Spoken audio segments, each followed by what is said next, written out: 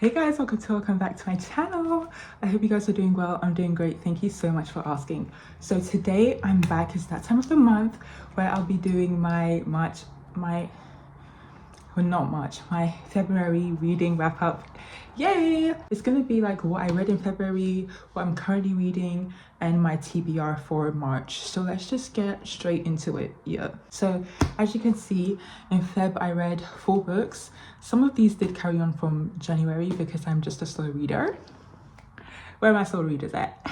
To be fair, they are quite like hefty.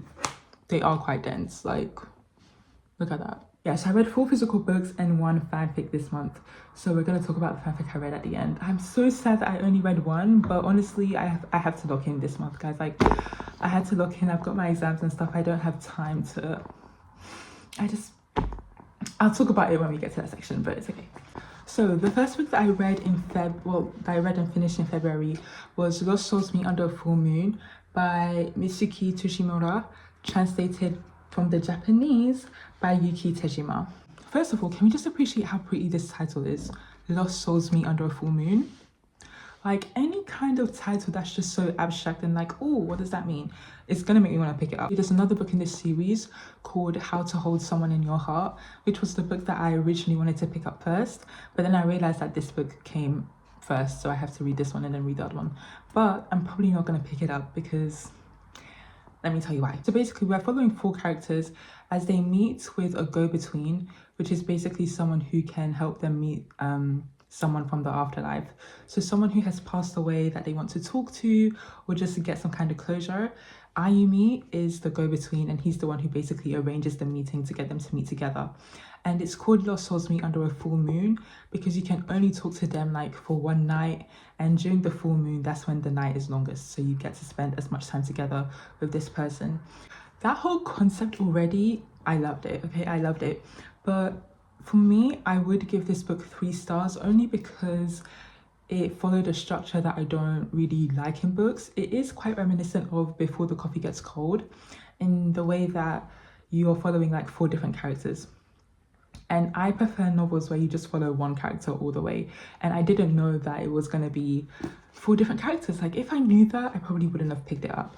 And out of the 4 characters, there were probably only 2 stories that I liked, which was the first one about a girl who meets her favorite celebrity. They're like these 2 best friends whose friendship was rifled with jealousy and envy, but also love, and it was like really messy. So those were the 2 stories that I liked. It was well written and it was engaging. The fact that I finished it, I feel like that means that it's not terrible. But yeah, I would just give it 3 stars because it just didn't captivate my soul. It wasn't like life-changing and things like that. Like, it's not bad, but for me it's not like, oh, I have to tell everybody to read this and pick this up. But it is such a beautiful cover. Look at that. I love that. I want that on my wall. Like, that is such a pretty cover. So the next book that I read and finished in the month of February was Reeling by Lola Lafont, and this is translated from the French, I'm pretty sure, translated from the French by Hildegard Searle. Oh my god, this book was captivating. I read this book all throughout January and I just finished it in February basically. And oh my god, this is definitely a 4.5 stars for me. So let me tell you what it's about. Basically, we are following, I can't tell you too much because this is one where you really do have to pick it up, but you do have to be careful with trigger warnings because it does deal with abuse, sexual abuse, psychological abuse, like grooming. We're following Cleo, who lives a drab existence, it says that in the book, in the suburb of France with her parents, and she's only 13 years old. And basically she gets recruited by this foundation who is offering scholarships to young girls to become ballerinas and or to study ballet or something like that. But obviously there's something way more insidious going on. Basically, child essay and the after effects of that. It is a very delicate topic, but I feel like Lafont handles it with so much compassion, with so much tenderness. It's not really, if you've read My Dark Vanessa, it's kind of similar, but I feel like this one is done in a much more respectful, delicate tone than My Dark Vanessa, because I haven't read My Dark Vanessa in a long time, but I remember reading it and just feeling like this is just a little bit, you know. I feel like forgiveness is a running theme here, and also class, because in this story Cleo finds herself being the victim and the perpetrator. And I say perpetrator very loosely because I don't think a child can ever be a perpetrator. She was groomed, she was deceived, she was manipulated, she was literally abused. Like, she didn't know any better. So in my eyes, Cleo is never the perpetrator, but she does have a very guilty conscience, and she carries around so much shame because of what happened. And we just see how the after effects of that follow her for the rest of the life. Like, she literally just deals with this guilt forever. But the ending is very hopeful. The ending is very hopeful, and it gives a chance of redemption. I would say definitely give this book a try, but know that it's again, very delicate topics that it deals with. Just to say, I don't think it deals with the content of what happened. Like, it's not graphic. In My Dark Vanessa, I felt like the scenes that were described when it was happening were very graphic and like in your face, but I don't think that's the case with this book. It's like, you know what's happening, but really what sticks with you more than what's happening is the effect of that, and I feel like that's what shows the most. There's just so much in this book to think about. Honestly, after that, I just definitely needed some recovery time, because I was like, oh, that was hard. Like, it took me a while to pick up another book. So then I blindly picked up The God of Small Things by Arundhati Roy. Finally, I'm so excited that I finally got through and finished this book. When I tell you this book has been on my TBR for years, I'm literally not even exaggerating.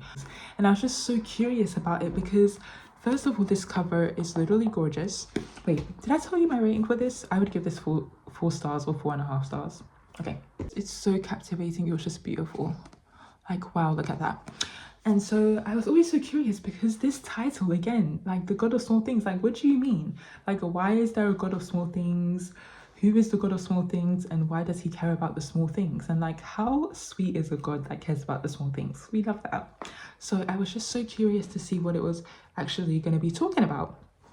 And now that I know, like, it's the way that I left one book like this to just hop into another book like this, and like, I'm so close to giving it 5 stars. Like, guys, when I finished this book, I just had to sit there. Like, I sat there for like a couple hours and I just had to go back to sleep. I just had to sleep because my mind couldn't like process what was going on. It literally felt like my soul was heavy. I was like, oh, The God of Small Things. Well, this was a very big, heavy book. I was like, I can't move on. I just had to go to sleep because I was like, this is kind of crazy. So basically, we are following 2 twins, Esther and Rahel, and they've been separated like when they were 7 years old. So they used to live together in IMNM, and then something happened, and then Esther had to go away, and then 23 years later he came back, and the story basically just recounts what happened that led to him leaving and everything that went on. And one thing I love about this novel is that before anything, it's a family saga. I love books about families, I love books about relationships, and this is like such a family saga. The writing, Arundhati's writing is so luscious and so lyrical, so poetic. When I tell you, like, literally every page something is underlined. Like, okay, maybe not that one, but every page, like, something is underlined. You can't see it because I use pencil, but literally here, like, her writing is just, oh my god, wow. I was so captivated, I was so enthralled. It gave me the feeling of, like, you know, when you're younger and then you just read a book like all day. You just spend all day reading a book. That's what this book made me feel like. The writing was descriptive, but not in a boring way. The words were like bouncing off the page and I could just see everything in my head. It was so vivid, so beautiful. And that ending, this is a book I'm not gonna forget. That ending is gonna stick with me forever. Literally forever. I feel like I still need some time to process it. Like, at this time, the book is set in 1969. So at this time, the caste system was very, very prominent in India. Like, the caste system is always the caste system has always been such a big thing in India anyway. You really see the effects of the caste system, of imperialism, how history affects the present. And of course, with the title like The God of Small Things, it is really about how little things can become everything, how little things weigh so heavily, how small things can have big effects. It was just a lush, so beautiful, so vivid, so breathtaking, captivating, wonderful. Yeah, I forgot to tell you something super duper important. Okay, so basically, this is not a spoiler, by the way, because I think this is told like in literally in the first couple of pages. But when Esther and Rahel were 7, their cousin Sophie came from England, and then she died. Like, she came on this trip with her mother and she died on the trip. So we basically see the events of everything that happened. A question that kept on haunting the pages was if things can change in a day, and hell yes. Reading and The God of Small Things, I read them back to back, and it's just so interesting how children have to carry so much that adults leave behind. And children are so innocent, like they shouldn't ever have to deal with things that are not. Ow, I am not comfortable. Children are just so innocent, and like just seeing how their innocence can be corrupted because of adults' selfishness and baggage and like trauma, it just breaks my heart. Reading this back to back was, I honestly didn't know. If I knew, I probably wouldn't have done that. I probably would have read something a little bit lighthearted in between, because these books are they're both quite sad, to be honest. They're not like happy, like, ooh, great books. But I do feel like The Good of Small Things, again, as it's a family saga, it has its funny moments. I feel like reading has a beautiful ending of redemption and forgiveness and sisterhood, whereas The God of Small Things, it has a bittersweet ending. And you guys know I love a bittersweet ending. It has a bittersweet ending, but it is just overall a tragic tale. But I would give it a 5 stars. I think it was so well done.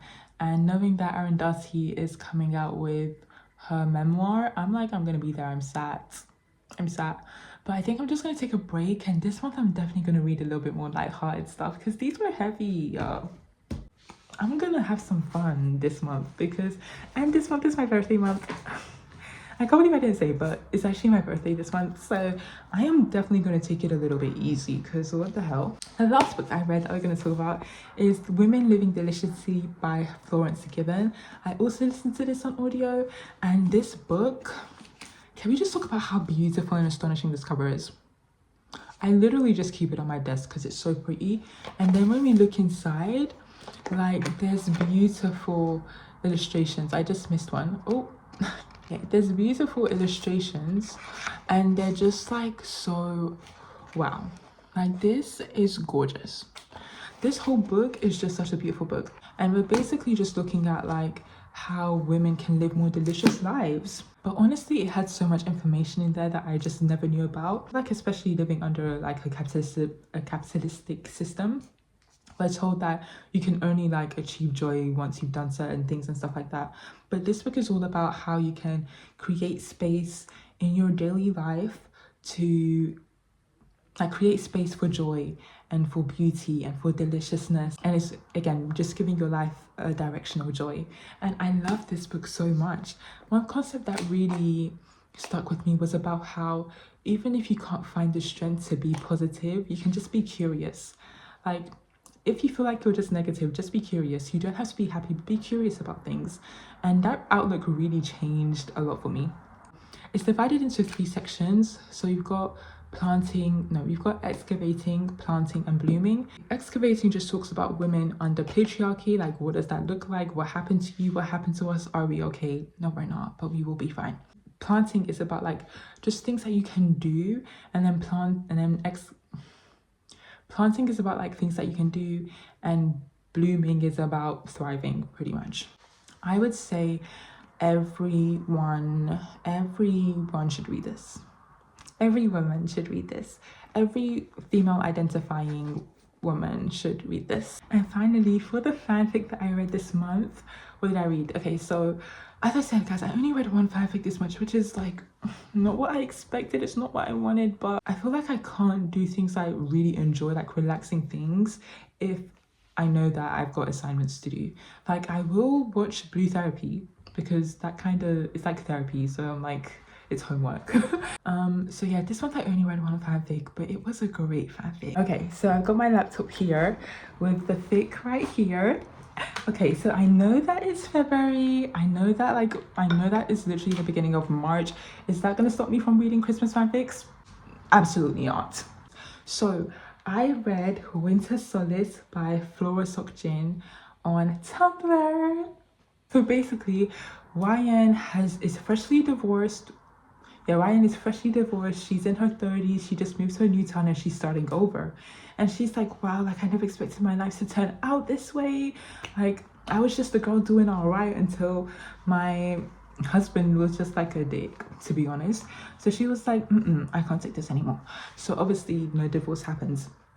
And so she moves into a new place with her dog. With her dog, who's called Nox. She basically has a big dog, and her neighbor is Jin, right? And then they just meet, and it's like neighbors to lovers, strangers to lovers, and it's over like winter time. It's so cute. Let me see what I wrote. I really wanted to read something like romantic because it was Valentine's Day. I was like, yeah, I'm in the mood for love. I'm in the mood for love. And then I watched Blue Valentine. And then I watched like crazy. Both of those movies were just so devastating. If you want a cute, cozy Valentine's Day movie to watch, do not watch like Crazy and Blue Valentine. Because what the hell? I didn't even know what I was getting into. Actually, I did, and that makes it even worse. I feel like their union was just so serendipitous, which I love. And I really rated YN for like moving away and starting again in her 30s. I thought that was very bold, very brave, very beautiful of her to choose herself. They were just so punny. And the way that they reminded each other of like what a good relationship looks like made me so happy, so hopeful. And for a second, I was like, maybe it exists, maybe it exists. And this week reminded me that like the small amount of happiness, even when things are uncertain, is definitely always worth the pursuit.